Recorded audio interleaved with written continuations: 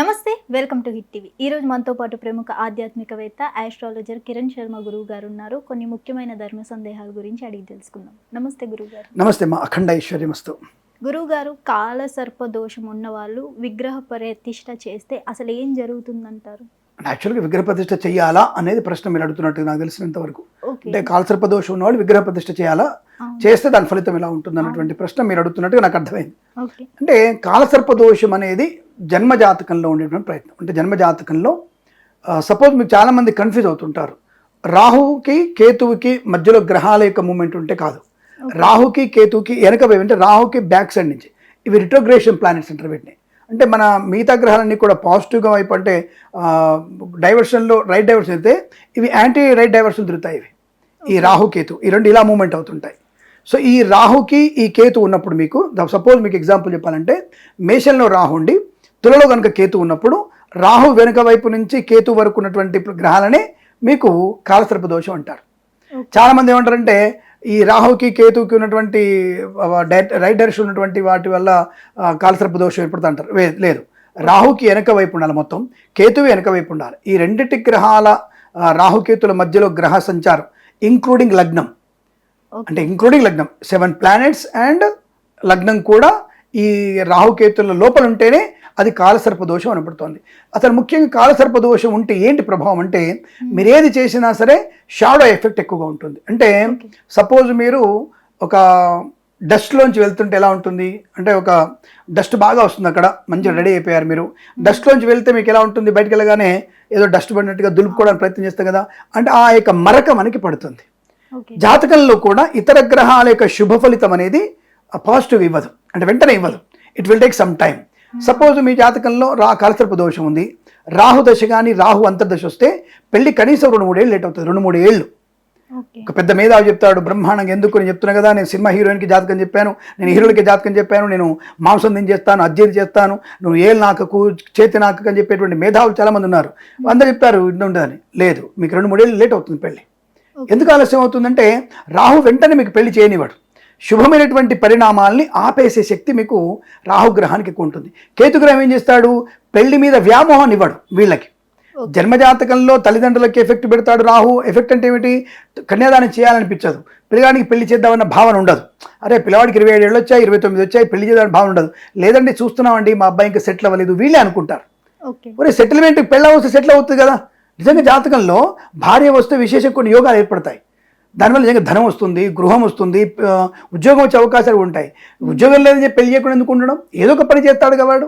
కాబట్టి ఇలాంటి ప్రలోభాలు కూడా రాహు ఎఫెక్ట్ వల్ల పేరెంట్స్కి కూడా వివాహం చేయాలని తపన ఉండదు, ఇల్లు కట్టాలని తపన ఉండదు, ఇంకేదైనా మంచి పని చేయాలని తపన ఉండదు వాళ్ళకి. కేతు వల్ల ఏమిటి, అసలు పిల్లవాడికి పిల్లకి ఇద్దరికే అసలు వివాహం మీద ఎట్టి పరిస్థితుల్లో వాళ్ళకి వ్యామోహం ఉండదు. కేతువు ఒక టైప్ ఆఫ్ క్యారెక్టర్, రాహు ఒక టైప్ ఆఫ్ క్యారెక్టర్. ఈ కాలసర్ప దోషం వల్ల రాహు దశనో కేతు దశనో, రాహు అంతర్దశ కేతు అంతర్దశ వస్తే ప్రమాదకరమైన పరిస్థితి ఏంటంటే ప్రతి పని పోస్ట్ పోన్ చేస్తుంటాడు. ఇట్ విల్ టేక్ 3 months అయ్యే పని 6 months, 6 months అయ్యే పని 1 year అవుతుంది. సో కాబట్టి దానివల్లనే సంతానం ఆలస్యం అవడం, వివాహం ఆలస్యం అవడం, ఏదైనా శుభకార్యము ఆలస్యం అవడం లాంటివి జరుగుతుంటాయి. ఇది కాలసర్ప దోషం మీకు ఎఫెక్ట్ ఎక్కువ ఉంటుంది. మరి దీని నిమిత్తంగా మనం ఈ దోషం పోవడానికి ప్రతిష్ఠ చేయాలా? ప్రతిష్ఠ ఏం చెప్పలేదు, ఎక్కడ కూడా ప్రతిష్ఠ ఏం చెప్పలేదు. సుబ్రహ్మణ్య స్వామి ప్రతిష్ఠ అనేది పంచమ స్థానంలో రాహు ఉన్నప్పుడు, కేతు ఉన్నప్పుడు, పంచమ స్థానంలో శనితో రాహు ఉన్నప్పుడు సంతాన స్థానానికి ఎఫెక్ట్ ఎక్కువ ఉంటుంది. కాలసర్ప దోషంలో కూడా ఒక ప్రతిష్ఠ ఉంది. అంటే కాదు, ఈ కాలసర్ప దోషంలో లగ్నానికి రాహు దృష్టి కనుక ఉండి ఎలా ఉంటుంది, ఉండే అవకాశం లేదుగా. కాబట్టి ఇతర గ్రహాల యొక్క దృష్టి లేకుండా రాహు యొక్క ప్రభావం ఎక్కువ ఉన్నప్పుడు తప్పకుండా మీరు సంతాన ప్రాబ్లం వచ్చినప్పుడు మాత్రమే సుబ్రహ్మణ్య స్వామి విగ్రహ ప్రతిష్ఠ చేసుకోవడం మంచిది. సుబ్రహ్మణ్య స్వామి విగ్రహ ప్రతిష్ఠ 2 రకాలు ఉంటుంది. ఒకటి జంట పాములని మనం ప్రతిష్ఠ చేసేది కూడా సుబ్రహ్మణ్య స్వామి అంశంలో ఉన్నటువంటి నాగ ప్రతిష్ఠ చేయడం ఒకటి. కానీ నేరుగా మనం సుబ్రహ్మణ్య స్వామిని ప్రతిష్ఠ చేయొచ్చు. యంత్రోక్త ప్రధానంగా, మంత్రాక్త ప్రధానంగా మనం సుబ్రహ్మణ్య స్వామి విగ్రహాన్ని, సుబ్రహ్మణ్య స్వామిని నెమలి మీద వాహనం ఉన్నటువంటి స్వామివారిని, మనకి ఒక ఆయుధం పట్టుకున్నటువంటి వ్యక్తి స్వామివారిని మనం కనుక ప్రతిష్ఠ చేస్తే కూడా శుభకరమైన సంతాన ప్రాప్తి. రెండవది, ఈ ప్రతిష్ఠ చేయడం వల్ల కాలసర్ప దోష నివారణ జరుగుతుంది. ఇది కారణం కదప. కాలసర్ప దోషం ఉంటే ప్రతిష్ఠ చేయమని చెప్పలేదు. ఓకే. కేవలం ఈ రకమైనటువంటి ఇది చేస్తే కాలసర్ప దోషం కూడా నివృత్తి అవుతుంది. కాబట్టి అలా చేయడం వల్ల మనకి సంతాన యోగము, ధనయోగము, ఐశ్వర్యము, అనుకున్న పనులు సమయానికి పూర్తి కావడం అనేటువంటి ఒక యోగం అనేది మనకి బాగా ఏర్పడుతుందని చెప్పారు తప్ప కాలసర్ప దోషం వల్ల పనులు ఆలస్యం అవుతాయి, ఆటంకాలు అవుతాయి అనే విషయం తప్ప మీకు ఎక్కడ చెడు ఫలితం, ఇంకా వేరే చెడు ఫలితాలు ఏమి ఉండవు. నిజమే కదా, ఇప్పుడు ఎల్లుండి కల్లా లోన్ శాంక్షన్ అవ్వాలి, 2 months రాదు వచ్చేసరికి మళ్ళీ ఇబ్బంది అవుతుందిగా.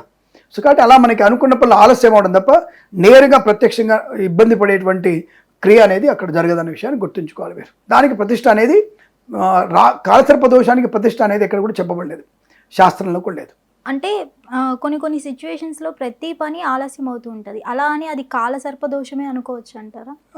Some times it may be. అంటే ఒక్కొక్కసారి అంటే ప్రతి ఆలస్యమైన పని కాలసర్ప దోషం కాదు. కాలసర్ప దోషం వల్ల ప్రతి పని ఆలస్యం అవుతుంది, ఇది కన్ఫర్మ్. కానీ ఈ లేట్ అయింది కాబట్టి కాలసర్ప దోషం ఉందేమో అనుకోవడం కరెక్ట్ కాదు. చెప్తున్నా కదా, అది కొన్ని పుణ్యబలాలు 9,000 అంటారు, 8,000 అంటారు, పంచమ స్థానం అంటారు.